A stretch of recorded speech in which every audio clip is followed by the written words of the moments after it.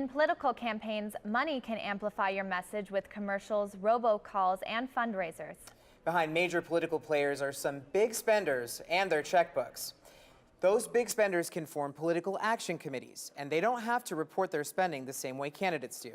I spoke with an organization to learn how they're using social media to shed light on dark money in 140 characters or less.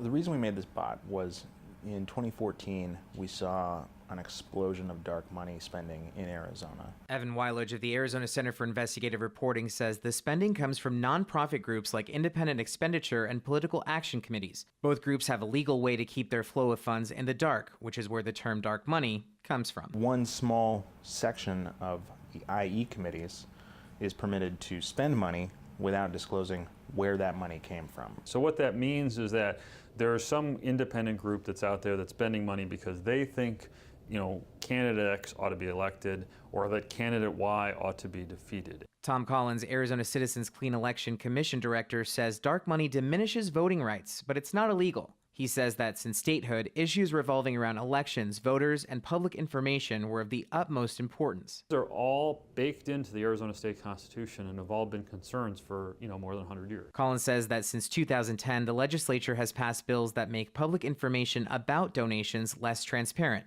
like Senate Bill 1516.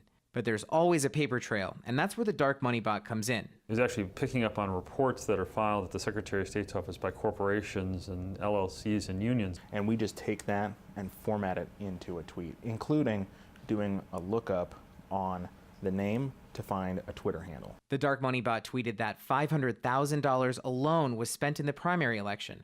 Collins says we can expect to see another surge of spending ahead of the presidential election. This really is sort of prime time coming up in the next few weeks for folks who are going to spend money to influence races. To take a closer look at campaign donations, follow the Dark Money Bot on Twitter at AZDarkMoney.